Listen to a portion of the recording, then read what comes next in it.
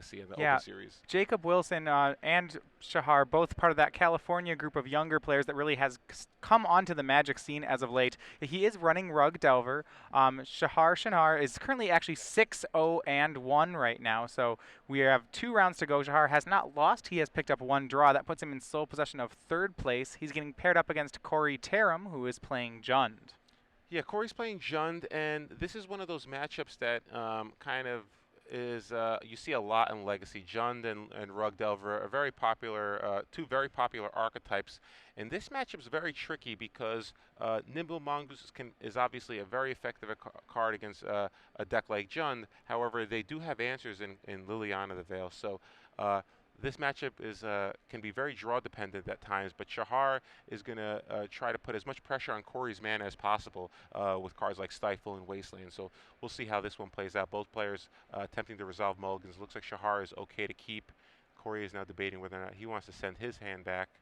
Yeah, Jund is one of those decks that really has taken a step up over the last year.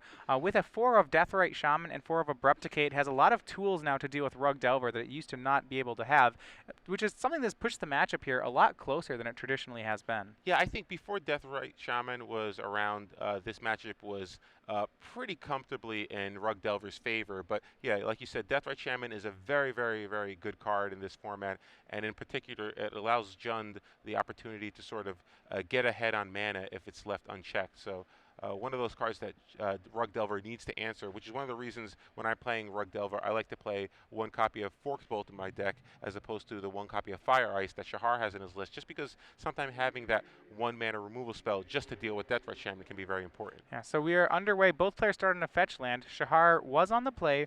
Cory went ahead and cracked a Verdant Catacombs, checked for Stifle. Shahar has let it pass. Cory now searching up Basic Forest. Looking like for that Deathrite Shaman. Yeah, and you can see Cory kind of knows this matchup, knows that getting a basic land here is very important so that he doesn't expose himself to Wasteland, because obviously he probably at this point in the tournament knows what Shahar is playing. Shahar is a very high-profile player. When I'm in a tournament, I like to walk around the tables, and if there's a high-profile player, I like to kind of see what they're playing because, you know, they're generally the ones to beat. You know, they have a target on their back. Yeah, so we see that fetch to get a forest, and we'll see if he has the 1-drop. Sometimes, yeah, actually he didn't have any turn 1 play. He was just cracking the fetch land there to try to get around a Stifle, it would look. So, yeah, it's surprising that he would do it on his turn and not on Shahar's upkeep. Yeah, typically you would do it on Shahar's upkeep if you're going to do it then, or wait until Shahar actually cracked a fetch land himself. Exactly, yeah. To do it, but it does still work. Shahar plays a 2nd fetch land. He's going to crack the Flooded Strand for a Delver of Secrets, and now he has a Scalding Tarn in play. So that was a great draw for Shahar there. Delver of Secrets, obviously, very important to this deck. So is Nimble Mongoose. But you really want to get a threat in play because even though you have cards like Stifle and Wasteland that can put pressure on your opponent's mana, if you're not pressuring them with it by attacking, then you're really not doing that much, and you're just giving them more time to draw out of it. Yeah, so we see a draw there from Cory Terum. He has a lot of disruption at his disposal. He has a Thoughtseize, a Wasteland, and a Liliana of the Veil in hand. And provided the fact, as long as he has the mana to cast them, he should be able to put a lot of pressure on Shahar right now. Yeah, but unfortunately for Cory, I think going for that basic land might actually hurt him because it doesn't look like he has the colored mana that he needs right now. It looks like he might have a Punishing Fire in his hand. I'm not sure, but there's definitely a red card in there. Yeah, and is Punishing Fire, but Cory is going to go ahead and make a Tarmogoyf here. Tarmogoyf currently a 1/2, just land in the graveyard. Yeah, and Cory, you know, obviously there are times when you have to play around Wasteland, and he decided to do it this game, but I'm surprised, like you are, that he didn't have the Deathrite Shaman on turn 1 because it makes that play a lot better if you have the Deathrite Shaman. If you're just going to go for a basic land, then you're kind of hurting yourself anyway because you can't cast the colored spells in your hand. And it might be one of those no way out situations. You see Shahar here actually does have the Wasteland in hand.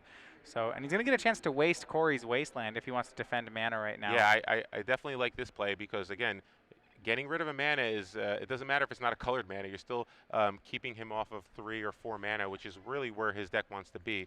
Shahar does miss one of his first Delver trigger, though, but he's got a 2nd Delver here. Yeah, well, he's already pretty far ahead on the board by having the 2 Delvers, so that trade of land really just plays into his strategy. You know, it's only going to be so long before Shahar flips these Delvers, and when he does, he's ahead by quite a bit. Exactly, yeah, and a basic forest in play is really not that important. Shahar doesn't even care about it.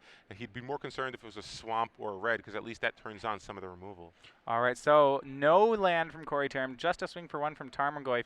Shahar will flip Brainstorm to flip both Delver of Secrets. They now are Insectile Aberrations, and 6 power in the air is looking to come Cory's way. So Shahar goes from 2 power on board to 6 power on board just because of a Brainstorm, and not a bad card to flip either. Right, I mean, that's his reward for drawing a Brainstorm, is that he just gets to have a flying army. So Shahar now has double Tarmogoyf in his hand, along with that Brainstorm that he's just drawn, and a Spell Pierce as well. So a lot of options for Shahar right here. Let's see if he wants to cast Brainstorm right here, or if he just wants to pass and maybe use it later on. Yeah, and there's really no need to go for the Tarmogoyfs right now because he has 6 power in the air. He really just needs to protect his flyers. Yeah, because the Tarmogoyfs are basically going to bounce off each other anyway. So. But Shahar just wants to kind of press an advantage. Again, he does have 2 Tarmogoyfs, so maybe his goal is to just, get one out there, and then the next turn, if Cory misses another land drop, he's going to be way ahead now. Yeah. So just wanted to catch you up with the tournament as it's progressed so far. This match is almost certainly going to have the winner be in top 8 contention, if not in top 8 if it's Shahar. We had Eric Cabanero and Ricky Sitter were the last 2 undefeated players, and they most likely have drawn into top 8 this round. So they're probably our first 2 players who've locked up a top 8 spot. And Cory does draw a second land, and it is a Marsh Flats, so this will be able to search for probably a Badlands to give himself access to both red and black mana, which means that Punishing Fire now will get turned on. Yeah, he's going to have to find that Punishing Fire. He's gone down to 12, so if he isn't able to kill a flyer, that's going to mean that these Insectile Aberrations are a 2-turn clock. Yeah, so now he has Punishing Fire, and this is one of the reasons why I was wondering if Shahar wanted to maybe just wait a turn and pass back. Just a Spell Pierce? Because that Spell Pierce, but I think maybe he was afraid of Abrupt Decay. If Cory goes for Abrupt Decay here instead of Punishing Fire, then that play kind of looks silly. But again, I think the Tarmogoyf isn't really going to be that impressive right now. He's really going to need to get that second one in play before he can start attacking. So we do see Punishing Fire takes on one of the Insectile Aberrations. Right now, Cory does not have a way to buy back the Punishing Fire, but he has stemmed some of the bleeding. Shahar only has one 3/2 flyer left in the air, and we see the Tarmogoyfs immediately move up to 3/4 with the addition of instant and creature to the graveyards. Yeah, so Shahar's still in really good shape. He's got the 3/2 flyer still, and he's got 1 copy of Tarmogoyf in play and another in his hand. So let's see if he decides to cast number 2 right here, or does he want to Brainstorm and try to dig for some more action? If he digs for a Lightning Bolt, he can finish off that Tarmogoyf if he decides to block. So looks like he's going to cast Brainstorm first. Can we get Shahar back in camera? We can't see his board. All right, so that Ponder is going to draw. Look, that Brainstorm is going to draw what looks like another Tarmogoyf and a Ponder. So now he has Spell Pierce, Ponder, Land, and Tarmogoyf in his hand. So he's going to send in both creatures here. Yeah, and if he has the Bolt, this is a really good attack for the Tarmogoyf. I mean, I think he's going to swing it so that to make kind of Cory call the bluff here. That said, Cory probably just has to call the bluff. He's at a little too low of a life total to not. Yeah, it's basically a low risk bluff. If Cory does call, which he likely can, he really can't afford to take 3 damage there from a Tarmogoyf. Then it's no big deal because you have a second Tarmogoyf. But there is always the off chance that Cory is afraid of a Lightning Bolt there. So. All right, so Tarmogoyf's everywhere. Cory does not hit his 3rd land, but he also does hit his 2nd Tarmogoyf. Yeah. So this is the situation where if you're Shahar, you really wanted that 3/2 flyer in play because now the board is basically clogged up. Yeah, Shahar will swing the Insectile Aberration. He puts Cory down to 6. And it's going to be difficult for Cory to answer this Insectile Aberration. His removal spells in hand are Liliana and Liliana. Yeah.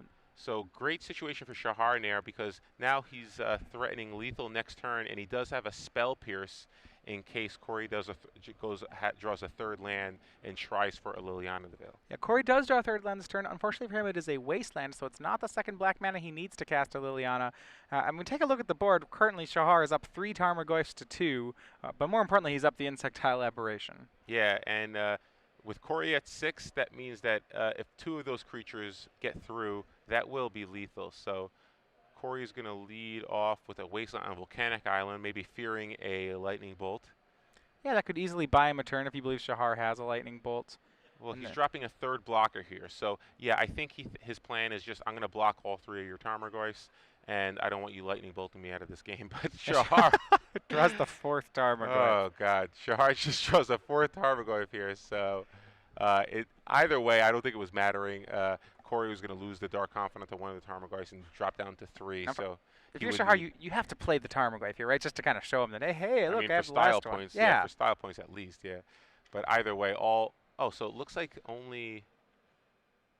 Yeah, you have to attack with all 3, otherwise you can double block a Tarmogoyf. So all 4 creatures are coming over. Cory can't block the Delver Secret. They're insectile aberration, so he will drop to 3 at least. Yeah. And Cory likely just gonna put 2 Goyfs in front of other 2 Goyfs and then chump block with the Dark Yeah, Confidant. he's locked into doing that. Otherwise, he dies on this attack. So Shahar puts Cory down to 3, and we see the 4th Tarmogoyf. So let's see, Maelstrom Pulse to actually clean up those Goys. But either way, Cory's going to die to the Delver Secrets, and Shenhar takes game 1, up 1-0 now, and we're going to move into their sideboards. So Shahar, Shahar's deck is, Rug Delver is pretty good against Jund, particularly game 1, because they can go after your mana, and they have cards like Nimble Mongoose that are really kind of difficult to interact with. After board, he's got cards like Life from the Loam, which you could choose to bring in, which kind of help him Wasteland lock Cory's deck, along with also you can kind of get back your lands and make sure that you don't get Wasteland locked by the Jund deck. He also has 1 copy of True Name Nemesis, which can be very good against Jund, especially if they don't bring in cards like Engineered Plague or Golgari Charm, because again, those cards aren't that great against Rug Delver. And a lot of times you don't expect Rug Delver to have a card like True Name Nemesis because getting to 3 mana can be an issue at times. Yeah, so we see the Life from the Loam and the True Name both as weapons that Shahar can be using here. On Cory Terum's side, he has some extra removal in the form of Diabolic Edict. He also does have the Golgari Charm that you're mentioning, and I would imagine 3 copies of Pyroblast to be using against Rug Delver. They take care of Ponders, Brainstorms, Dazes, and Insectile Aberration, which is a card that Jund has somewhat difficulty dealing with, as we saw the first game. Yeah, so you could see like Diabolic Edicts coming in. The question is you want to bring in the Surgical Extraction to try to go for that Wasteland, your Tropical Island play, and then Surgical Extraction all your green sources. That is a strategy that we have seen even Rug Delver decks employ, because the Rug Delver deck, they only play 3 copies of Tropical Island. So if you can Wasteland that Tropical Island and then Surgical Extract those Tropical Islands from the game, then the Rug Delver deck has a difficult time winning because they're basically all in on Delver Seekers. They can no longer cast Nimble Mongoose or Tarmogoyf. That is a much more high variance play, but it is an option that is available to him. Yeah, and that is something, especially when your opponent's on a Life from the Loam style strategy where they're milling themselves. It gives your Surgical Extraction a much bigger impact than it typically would have. Yeah, You'll be able to find that land much easier. Yeah, so from Shahar's side, obviously cards like Force of Will and Spell Pierce aren't really that effective in this matchup, so I'd expect them to probably cut those 6 cards. And I could see the Life from Loam that we mentioned, along with the True Name Nemesis, a Submerge, and I think 2 copies of Forkbolt want to come in too, because you really want to deal with the turn 1 Deathrite Shaman. It's also good at dealing with Dark Confidant. And as for the 6th card, I kind of like bringing a Vendilion Click here, just because it's another threat. You can cast it at the end of turn, so you can get around Liliana. And it also gives you information. It can steal a threat like Bloodbraid Elf. Sure. Now, in this match, I'm going to go ahead and go to that side. Is Bloodbright Elf a card that Cory will even keep in this matchup? Anything that's a 4-mana sorcery against Rug Delver sometimes seems a little ambitious. Yeah, again, Rug Delver's plan against you is to sort of go after your mana. So it is possible that he just boards some of those cards out, along with maybe some of the Abrupt Decays. Although, no, you probably, not Abrupt Decay, I'm sorry, Hymn to Torok. Right. I'm not sure you need Hymn to Torok in this particular matchup. Well, Hymn's really only good like on turn 2 on the play in this matchup. Rug Delver's very good at emptying their hand very quickly. Yeah. When you get a chance to cast a 2-mana sorcery, you oftentimes need it to be a card that affects the board, because Rug is already committing such a presence to the board from turn 1 that you don't really have time to cast discard spells, and that cost more than 1, really. Yeah, exactly. So I like Diabolic Edict a lot in this matchup, and I kind of like the 1 Scavenging Use too, just because it's a way to sort of go after the graveyard a little bit. You know, obviously Tarmogoyf relies on the graveyard, Nimble Mongoose as well. And it is a threat that can be somewhat difficult for a Rug deck to deal with, short of a Submerge at times. But yeah, I'm with you. Maybe cutting some of those Bloodbraid Elves and the Hymn to Torek for 6 cards out of the sideboard might be their correct strategy. Yeah, so we're about ready here. Cory's going to be on the play this game. So both decks are wasteland decks here. A lot of times, while Jund against a lot of decks attacks the mana base, is this still a matchup, Jund almost values its lands more highly than Rug Delver does in this matchup. Are they still a wasteland deck here? Are both players going to each other's mana, or is Jund basically playing defense? Jund uses his wastelands very opportunistically. I mean, they try to color screw their opponent at times, but generally they are much more mana hungry than Rug Delver. Rug Delver is the pure tempo LD deck of the format. They are very streamlined. They have cards like Stifle and Wasteland, and they don't need a lot of mana to function. They can function really well on 1 or 2 mana. So. And even a card like Daze, even though it's not a land destruction spell, it does put pressure on your mana because you don't have a lot of mana to work with. It can counter cheap spells. So in terms of the Wasteland deck, the true Wasteland deck, that is going to be Rug Delver. It's always going to be Rug Delver. But Jund, very more opportunistic with their Wastelands. Sure. So we see Shahar taking a mulligan down to 6. Cory is keeping his 7 here. So yeah, Shahar off the 6 cards here. Cory has to be happy with that. On the play, he can get some really, really good draws with a turn 1 Deathrite Shaman, turn 2 Liliana, which is one of the reasons people really like playing Jund. I mean, being able to go turn 2 Liliana of the Veil in this format is really good, regardless of what deck you're playing against, whether it's a creature-based deck, a fair deck, or an unfair deck. Being able to go turn 2 Liliana Veil is huge. So that's one of the main reasons people really like playing a deck like Jund. Along with the Punishing Fire combo.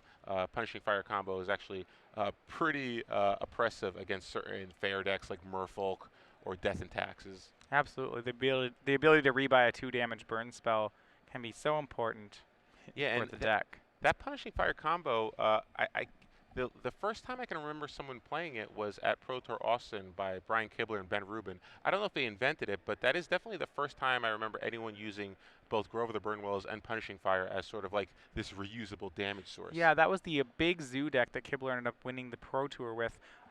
It picked up popularity fairly quickly, eventually leading to a ban in Modern on the combo. Yes, and for those of you at home, we are required to mention that Brian Kibler won a Pro Tour at every event that we work. So that is our contractual obligation, and I will not bring it up again for the rest of the tournament. We have checked it off the list, though. Yes. So Cory Terum, Shahar Shenhar keeps his 6-card hand, and Cory leads with a Marsh Flats, and he sacks it immediately to make sure that there is no Stifle shenanigans from Shahar's side of the board. Let's see if he does have a turn 1 play, though. Yeah, now he has to decide whether or not he wants to get that basic or to get a duel in this situation. Looks like he's going to go for the basic again. This time, though, it's a swamp, not a forest, which is probably indicative of a Thoughtseize or an Inquisition of Kozilek. Yeah, and, Cory was a little color screwed in the first game because he went for that basic forest. But again, Shahar had the Wasteland, so it's still the correct play. It's just kind of unfortunate when you're playing against a deck like Rug Delver. All right, so actually the turn 1 is going to be a Deathrite Shaman. So, yep, great turn 1 for Cory. That's obviously the card that you want to see most when you're playing Jund. Yeah, you want to fetch land. The turn 1 fetch land into Deathrite Shaman, pretty much the ideal start. So Shahar looks like he has a Volcanic Island, a sack land, along with a pair of greed creatures, one of them being a Nimble Mongoose. I think he has a Daze in there too. So let's see how Cory navigates this turn. What does he want to do? All right, so we see, and as you said, that turn 2 Liliana of the Veil. Cory can go for it. He knows that there's Spell Pierce and Daze that could be waiting for him if he tries it. But he has an Inquisition of Kozilek, so I think he wants to play a land though first, just to play around Daze. Even though he has an active Deathrite Shaman, I don't think you want to use it because what if there's not another land in the graveyard? So, but it looks like he is just going to cast Inquisition of Kozilek before playing the Grove of the Burnwillows. And Shahar does have a Brainstorm though, so he could hide some key spells. Looks like he's got a Daze in there. At least it looks like 2 copies of Daze. Yeah, Daze, at least 1 fetch land. So in response, Shahar's going to draw 3. It is Fire Ice, True Name Nemesis, and a Scalding Tarn. Oh yeah, so he definitely boarded in that True Name Nemesis, and now it looks like that one probably is going to go to the bottom or the top of his library. I don't know if he wants to lose that to an Inquisition. Might want to hide one of those days, or maybe just keep both of the dazes. Yeah, I kind of like Yeah. keeping both of the dazes in his hand. So we'll see what he's on here. Looks like he's going to put back. Well, we'll see. Yeah, True Name Nemesis goes back first. And it looks like Fire Ice is going to go back second. Or Yeah. in the other order, it looks like. So Shahar is, yeah, he's undecided which one he actually wants to draw. He is going to set it up so that he draws Fire Ice next turn. Yeah, the problem is he wants Fire Ice because he wants to be able to kill the Deathrite Shaman. Unfortunately, he has 2 sack lands in his hand, so if he wants to actually cast the Fire and Ice next turn, he's going to have to lose one of the cards. So looks like he's going to draw the Fire and Ice, and we'll see whether or not he wants to just sacrifice the land that turn, lose his True Name Nemesis, and then just cast it on the Deathrite Shaman. But I think that's something you have to do at this point. Deathrite Shaman's too good out of Jund. Well, especially when Shahar has kept Life from the Loam in Yeah. his hand, he does need to answer the Deathrite Shaman because that'll really stop the game plan that looks like he's pursuing. Yeah, so it looks like Cory's going to have a tough decision here. I kind of like just taking the Nimble Mongoose here because you can't deal with both of the dazes, but it looks like he's going to take over. He's going to take the daze, and he's okay with Nimble Mongoose being in Shahar's hand. Yeah, well, he can build up to 4 mana here with a land up this turn, a land up next turn, and then maybe go for a Liliana. He only needs it to be daze-proof through 1 daze instead of 2 dazes. That's true. So let's see. Cory is going to sack his Wooded Foothills. Let's see if he just tries to get a Tarmogoyf out here to try to bait a daze. Yeah, Or maybe he's just sacking to protect himself against Stifle. any of them could be true. We're going to see he's going to get a land. He has some larger spells in his hand. He does have a Liliana of the Veil. I also caught that he has a Bloodbraid Elf in hand. So he looks like he has kept them in the matchup. So Cory sacks his Wooded Foothills to get a bad land, so now he has access to red mana. Of course, Deathrite Shaman can remove either the Marsh Flats or the Wooded Foothills for any colored mana.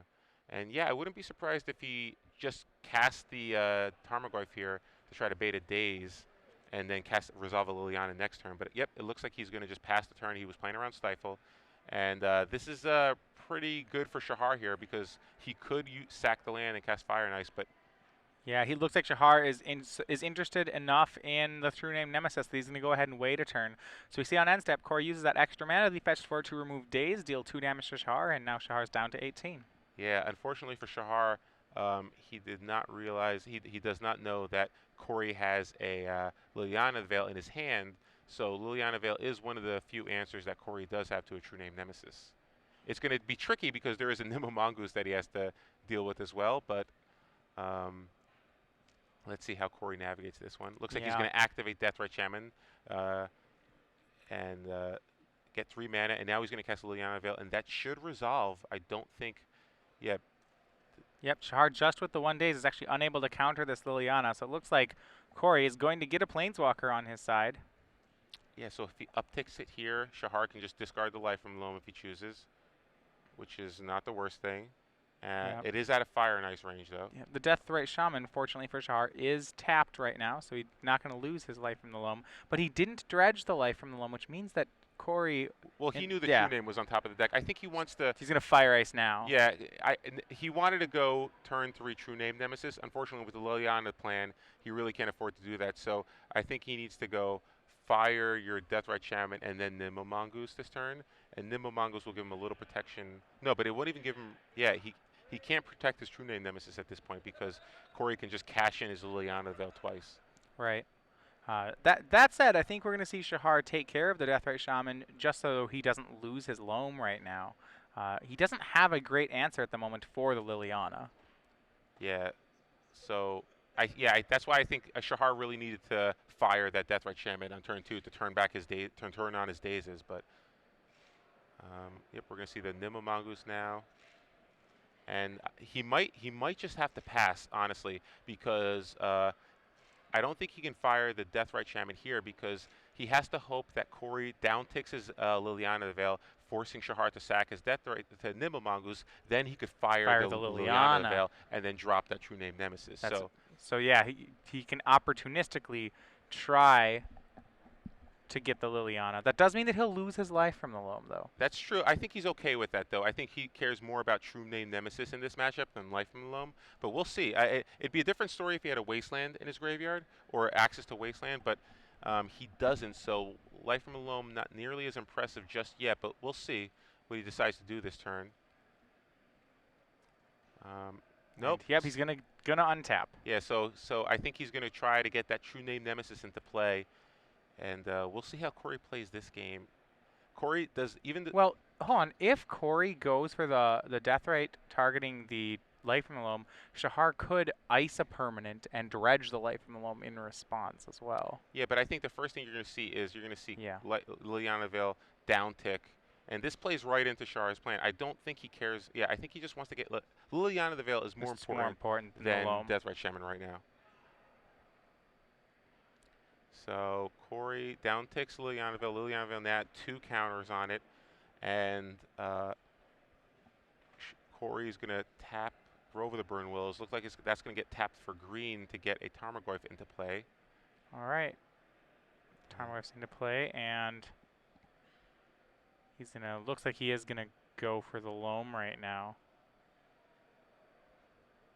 And let's see, does he want to ice something to draw a card like you mentioned, or nope? Or does he want the Liliana Jet? That's the choice. He can save the Loam or he can kill the Liliana. Looks like he's gonna go for the Liliana kill. Yeah. So Loam is gone. Shahar takes 2, and the Liliana's fired. So Liliana's dead now, and now True Name Nemesis can come down, and that is a great Tarmogoyf blocker. Now Shahar on that turn could have dazed the Tarmogoyf to save his own Loam there. I honestly just don't think it matters. matters. I think you want to save the days and try to get a high impact spell later in the game. Yeah, and as we know, Cory does have a Bloodbraid Elf in his hand, so there'll be plenty of things to daze this turn. Yeah, but the problem is Cory knows about the days because of the Inquisition of Kozilek, so it's unlikely he's going to play into it unless he absolutely has to, which he just doesn't need to yet. He's still got an active Deathrite Shaman, and it's not like the True Name Nemesis can start attacking yet because Shahar is behind on the life count. All right, so a draw there from Cory. He looks like he has a Punishing Fire now in his hand to go with that Grove of the Burn Willows. That is bad news for Shahar. Yeah, so great draw from Cory. Cory can add another Deathrite Shaman to the board and still cast Punishing Fire. So that it looks like that's what he's going to do. He's going to cast that Deathrite Shaman and then pass the turn back to Shahar. Yeah, True Name Nemesis doing a great job of holding off Tarmogoyf. However, Cory is going to get to work with that Punishing Fire. Yeah, so Cory's in really good shape this game. Shahar draws a Delver of Secrets, but Delver of Secrets will not really be very relevant in this game because of the Punishing Fire. True Name Nemesis is basically just a moat for Shahar right now.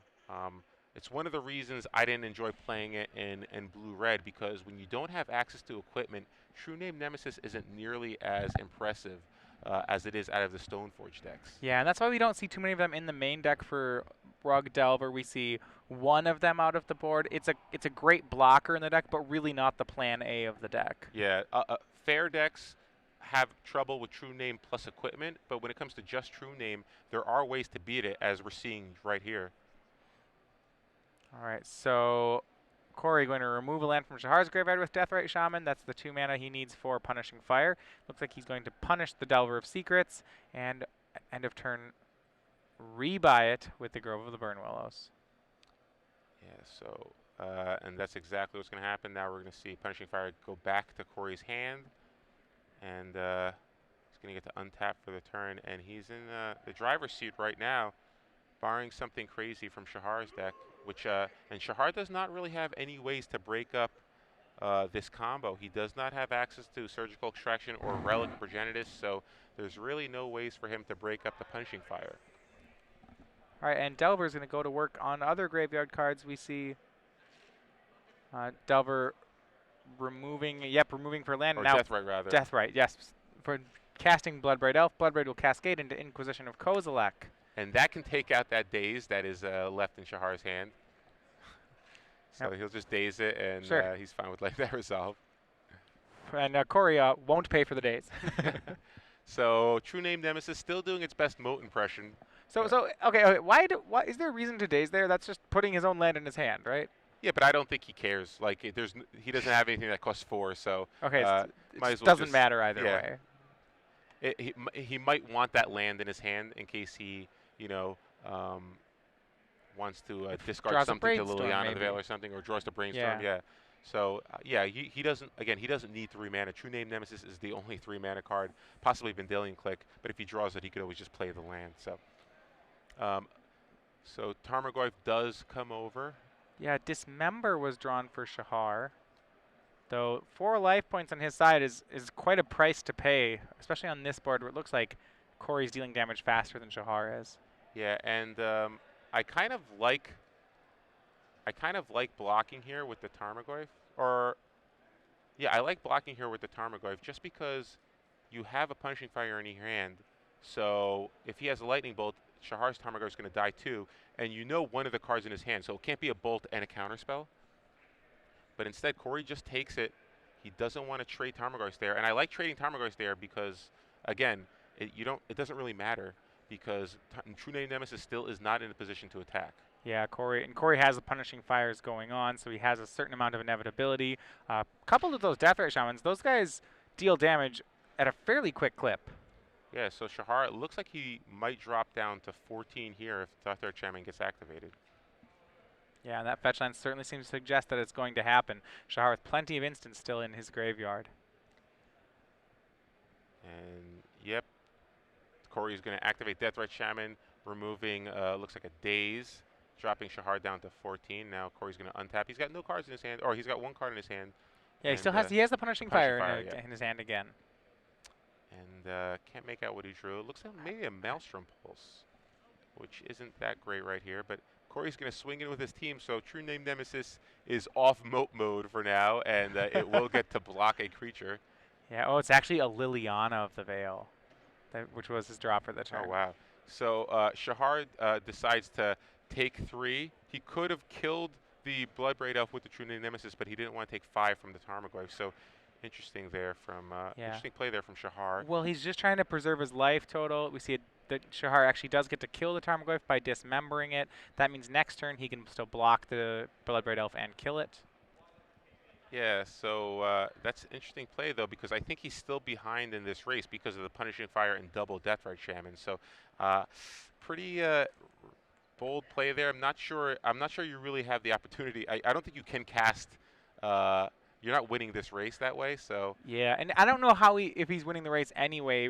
To be honest, right now Cory can end step double Deathrite, untap double Deathrite. There are 4 instants or sorceries in the graveyard. Cory has 2 black mana, so he just has 8 damage on the table. Yeah, that's true. So I don't think that play mattered that much, but looks like Cory is just going to activate both Deathrite Shamans here. And, oh no, he's going to cast Punishing Fire instead. Punishing Fire at Shahar. That'll put Shahar down to 5. He can use his mana to put Shahar down to 3 and down to 1. And Shahar does have a Stifle, so he can stop one of the activations. Yeah, but Cory has overkill by 2 points. Yeah. So Shahar would need a pair of Stifles to stop it, which he doesn't have. And now Shahar's debating, do I stifle this? But the thing is, on the untap, he still has it. So if you activate Grove of the Burn Willows, allow Shahar go up to 4, get back your Punishing Fire.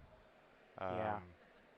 You can Punishing Fire. So now he has double activation. Yeah, he can just activate and kill Shahar. Matter. And interestingly enough, I believe because the removal of the card because the Deathrite Shaman ability targets, if you stifle the Deathrite Shaman ability, the card actually stays in the graveyard.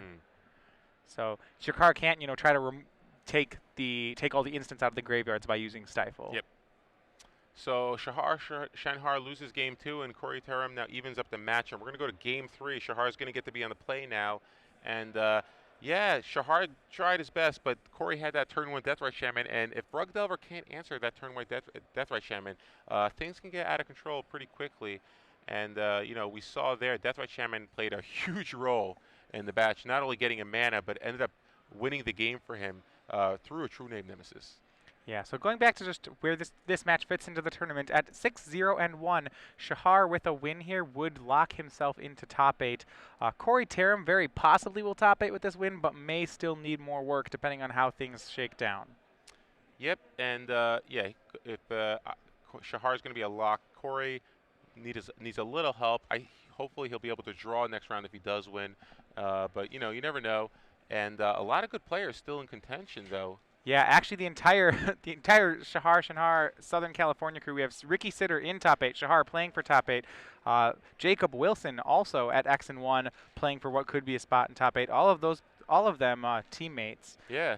At one point or another. We have another good match in the feature match area. Ross Merriam versus Jarvis Yu, two Star City Games ringers. Jarvis Yu playing elves. Not sure what Ross is playing, but Ross is playing elves in this tournament also. Oh, really? So, Elf mirror, hey? Yeah, that's a. Couldn't get that on camera. Well, there's no priest of Titania anymore, so it's not a snowball mirror anymore. But other notable players: Max Tietz at X1, Justin Uppel also sitting at X and 1. Okay, so both players present and are drawing up the cards, and let's see if Shahar is happy with his 7 cards this time around. He did mulligan in game 2, and looks like both players are happy with their hands. Yeah. So Shenhar is going to lead off with a volcanic island and a ponder. All right, so Cory was able to win that last game on the back of a turn 1 Deathrite Shaman on the play, but beating Rug Delver on the draw is just so much more difficult right now, and you can kind of see that take place this game. Yeah, and Shahar, off that ponder, it looked like he had a Forked Bolt and a Daze, and I don't know what the third card is, but generally, you'd think that's pretty good. You have an answer to a Deathrite Shaman, plus a Daze allows you to counter any cards that you're afraid of early on, but that makes me think that he needs mana. He might have kept a 1-land ponder hand. And yeah, it looks like, looking at his hand, yeah, I see another Ponder, 2 Tarmogoyfs, and a True Name Nemesis. So he's a little mana light here, and this could be very difficult to deal with if you have a Wasteland. All right, turn 1, Cory has a Bayou. He plays Inquisition of Kozilek, so we'll get to see what Shahar still has here.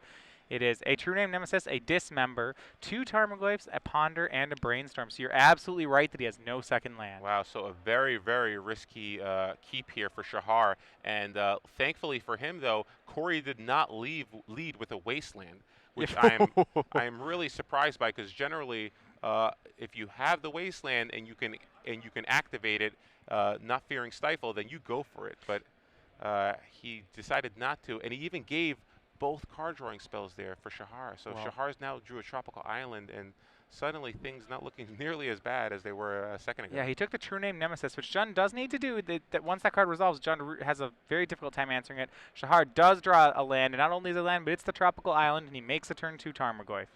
So there's one of his potential answers in Pyroblast. Pyroblast drawn for the turn, and wow, is he going to go for an Abrupt Decay here? This is strange, because he knows that there's another Goyf. There's another Goyf in his hand, so I'm not sure you necessarily need to start casting that now. Yeah, I'd much rather, I think, in this situation, go at Shahar's lands. Yeah, because if you Wasteland the Tropical Island, then, you know, not only do you get rid of his mana source, but you can also Pyroblast the card drawing spell, so you can kind of try to mana screw him a little bit here. Yeah, and Shahar, look, really has pulled out of the mana screw. He sees Force of Will, Nimble Mongoose, and another Tropical Island on the Ponder. So Shahar kept in Force of Will in this matchup. That's now typically, when I've talked to Rug Delver players, is that they tend to board out Force of Will against fair decks. Yeah, just because you don't really want to 2-for-1 yourself against a deck like Jund.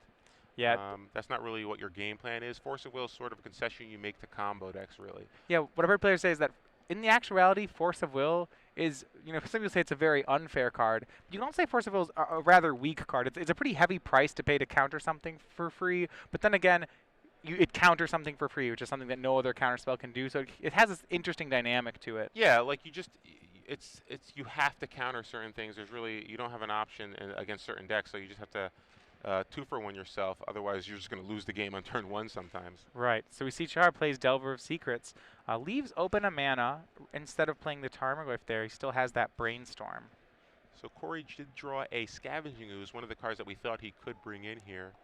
He has access to, he doesn't have access to double black, so he can't cast Liliana the Veil, but he can cast either Tarmogoyf, Scavenging Ooze. He can also Abrupt Decay something if he chooses. So. Yep, he can Pyroblast. He has a lot of options available to him. He's going to start with the Tarmogoyf. Yeah, so Tarmogoyf is going to come here, and he could also Pyroblast the Delver of Secrets if he chooses. So. Yeah, he's fairly confident that Shahar doesn't have a Daze here. Yeah. So Shahar looks like he has a Brainstorm, Dismember, and a Tarmogoyf in his hand. Let's see if he wants to cast Dismember here. Dismember would actually kill the Tarmogoyf because Tarmogoyf is currently a 3/4. And Shahar's going to go ahead and dismember the Tarmogoyf. Cory may take this tap-out opportunity to kill the Delver of Secrets. He's going to go ahead and let it stay. And he's not going to be happy because the Force of it's a Will Force is of hard to get you reveal. All right, so he has a window here before Shahar draws the Force of Will if he wants to Pyroblast that Insectile Aberration. But well, I think Cory's concern might be he just saw a True Name Nemesis. He doesn't know Shahar's exact list, so maybe he thinks there's more than one True Name Nemesis in Shahar's deck list. So he needs to counter it because that's his only answer. It's possible, but instead it looks like Cory might actually just go for the Pyroblast now. Yeah, if he was committed to this line, he probably wanted to do it before Shahar drew the Force of Will, just so that Shahar wouldn't have the option of countering it here. I see Shahar. It looks like he's going to brainstorm in response to the Pyroblast, and if he finds a particularly weak blue card, you may see that he may counter the spell, and you see another Force of Will. That's a perfect thing to discard. Cards? Yeah. Well, Force of Will not particularly good in this matchup, but it will allow him to counter the Pyroblast and keep his Insectile Aberration in play, and then he can follow it up with a Tarmogoyf or Nimble Mongoose if he chooses. So, yes, a Scalding Tarn is going to go back to the top of the library along with the Nimble Mongoose. Yeah, and I think Shahar's going to forge Pitching Force. He protects his Insectile Aberration. Yeah, and it feels good to do that, but in reality, if Cory just top decks a Punishing Fire, that play is going to seem somewhat silly. You're just going to 2-for-1 yourself. That's why I don't really like Force of Will in this matchup, and I think most players kind of board it out. But let's see. Cory he still has that Abrupt Decay. He's got another Tarmogoyf which can block and act as, again, a pseudo moat for Shahar's Tarmogoyf. So Cory's still in reasonable shape here. Let's see how he wants to handle this. Cory has plenty of weapons in his hand. It's more about tempo. If he can survive long enough to cast all the cards in his hand, he will probably end up ahead. But that is, a pretty big if. Yeah, so I like going after the Volcanic Island there. You can make sure that if the card on top of Shahar's library is a Lightning Bolt, you won't be able to trade your Goyf here. Or lose your Goyf if you block. Well, what's interesting about Cory's hand is that the colorless mana that Wasteland gives probably doesn't even count as a full mana. When you think about the cards in his hand, Abrupt Decay, Liliana of the Veil, there aren't very many colorless symbols in those cards. Yeah, if he can draw some mana, there's a good land, a Swamp now. So now he can cast the Liliana of the Veil, but he also can cast the Abrupt Decay, and now he can also cast Scavenging Ooze if he chooses. Yeah, I think he's going to have to start by decaying the Insectile Aberration, which is what he's going to do. Once he can secure a board for Liliana, then he can play the Liliana. He would like to get the Nimble Mongoose with it. And Shahar just plays that Scalding Tarn, and he's not even bluffing a counterspell. He doesn't have any cards in his hand now. And now Cory is looking to try to take control of this game. He has a Scavenging Ooze, which can be actually really good now. It's going to be bigger than most of the creatures in play. And Abrupt Decay is going to take care of the Tarmogoyf. And now we're going to see a swing from Cory. Yes, we are. Cory is going to swing over with a 4/5 Tarmogoyf, dropping Shahar down to 13. All right, so he's down 13. Nimble Mongoose will put Cory to 11. We have a race going on. Shahar draws a Delver of Secrets. And he can use a trick with the Delver and the Fetch Land to somewhat mulligan his draw for the turn if he wants. Wow, great draw from Cory. It's a Punishing Fire. So Punishing Fire with the Grove of the Burn Willows in play. He won't be able to rebuy it right now, but eventually it will come back to his hand. Punishing Fire takes out the Delver of Secrets, and Tarmogoyf comes over, dropping Shahar down to 10 now. Yeah, so Cory's actually, interestingly, I'm interested that he's still attacking with Tarmogoyf. He probably does have this race, but he could be locking up the game just by leaving Tarmogoyf back on defense and sitting back on Punishing Fire. Yeah, well, it really depends on what happens on this turn, because he has a Liliana. If he goes for it and he down-ticks it and it gets stifled, then he might hold back the Tarmogoyf. Yeah, so that's why he's doing this pre-combat, it looks. He's going to minus the Liliana. It does get stifled, and I'm guessing... Yeah, Tarmogoyf is home on defense now. Yeah, so now he's afraid of losing the race, and he's just going to hold the defense. Because he knows if he can just survive, he's probably going to win. He's got a Scavenging Ooze in his hand. And I'm surprised Shahar keeps making his land drops here.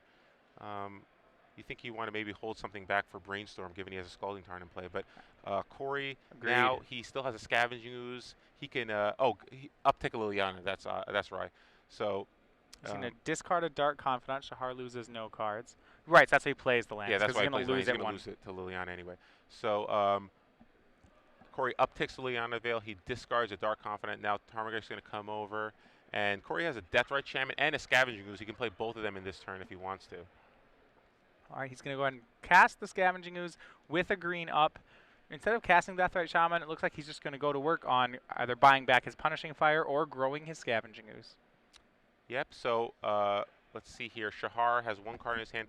Not really much he can do here. Submerge can deal with the Scavenging Ooze, and but yeah, so Liliana Veil's going to go get attacked by a Nimble Mongoose. Cory's going to activate Scavenging Ooze. He's going to target his own Dark Confidant, and he's going to get a +1/+1 counter, bring him up to 9. And does he want to block there? Yeah, he's going to go ahead and trade away the Scavenging Ooze. I'm surprised. The creatures are lethal, right? He could have just attacked Shahar for the win there, but he probably still has the win intact, though. To be fair. I think he's still probably in good shape, but Tarmogoyf will swing. That takes a hit from Shahar, and he is 1 hit from dead, down to 3. We're going to uptick Liliana here? Absolutely. He'll discard probably his second Liliana. Now, had he done that pre-combat, he would have Shahar down to 2. So Liliana, and then the Shahar extends the hand, and it falls to Cory Terum. And Cory Terum defeats Rug Delver with Jund. Not something that you'd expect, but